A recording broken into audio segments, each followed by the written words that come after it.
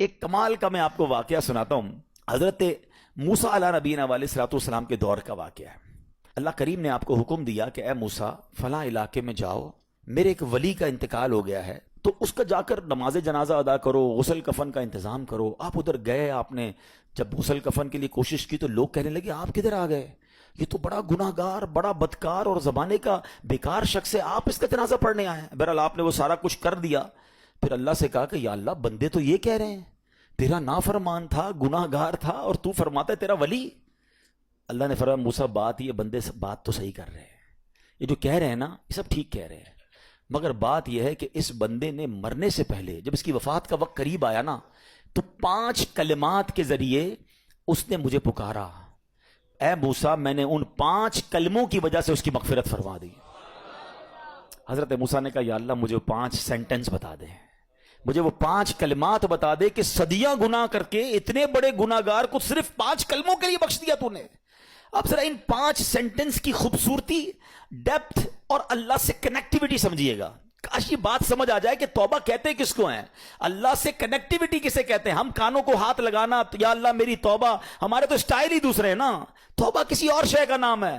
توبہ کے لیے کوئی بہت بڑا اہتمام کرنے کی ضرورت نہیں ہے، بس دل سے ایک بار پکارنے کی ضرورت ہے. سچی پکار ہو جائے، ایک بار سچی کنیکٹیوٹی ہو جائے، وہ کریم پچھلے سارے گناہ معاف فرما دیتا ہے. اس پتہ ہے گناہ گار نے وہ 5 جملے کیا کہے؟ وہ کہتا ہے اے اللہ تو جانتا ہے کہ میں نیکوں سے محبت کرتا ہوں اگرچہ خود نیک نہیں ہوں. ذرا سوچئے، میں خود نیک نہیں ہوں مگر تو جانتا ہے مجھے نیکوں سے پیار بڑا ہے. دوسرا سینٹنس کیا تھا؟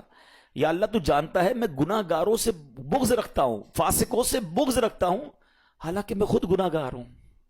سمجھ رہے بات کو؟ اپنے گناہوں کا اعتراف، اقبال جرم ہے. بندے کو کہو تو گناہ گار، بولتا ہے میں کدھر گناہ گار بھائی، مجھ سے بڑا تو نیکی کوئی. ہم تو پہلے یہی ماننے کے لیے تیار نہیں کہ میرے گناہ کتنے ہیں. اللہ کی بات دنیا سے چھپا لو، اللہ سے چھپتا نہیں کچھ.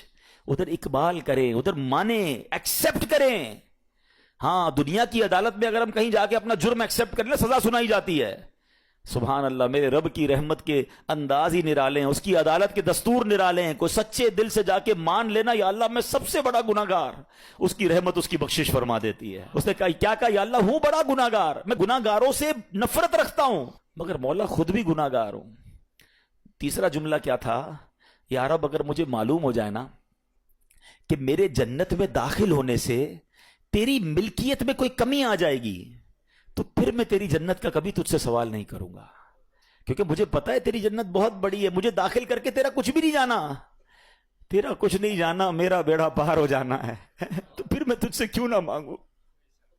مجھے بخشنے میں تیرا کیا جائے گا؟ تو کریم، تیری جنت بہت بڑی، تیری رحمت بہت بڑی.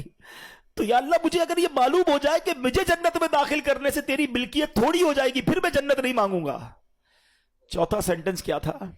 یا رب اگر مجھے معلوم ہو جائے کہ میرے جہنم میں داخل ہونے سے تیری ملکیت میں اضافہ ہو جائے گا تو میں جہنم سے تیری پناہ بھی نہیں مانگوں گا. اگر جہنم میں ڈالنے سے تیری ملکیت میں، تیرے ملک میں اضافہ ہو رہا ہے تو پھر مجھے ڈال دے جہنم میں راضی ہوں. مگر مجھے پتا ہے کہ مجھے جہنم میں ڈالنے سے تیری ملکیت میں کوئی اضافہ نہیں ہوگا. تو ویسے ہی مالک ہے، تو ویسے ہی خالق ہے، سب کچھ تیرا ہے. اور آخری جملہ سنیے، وہ کیا کہتا ہے؟ یا رب اگر تو مجھ پر رحم نہیں کرے گا تو پھر کون کرے گا؟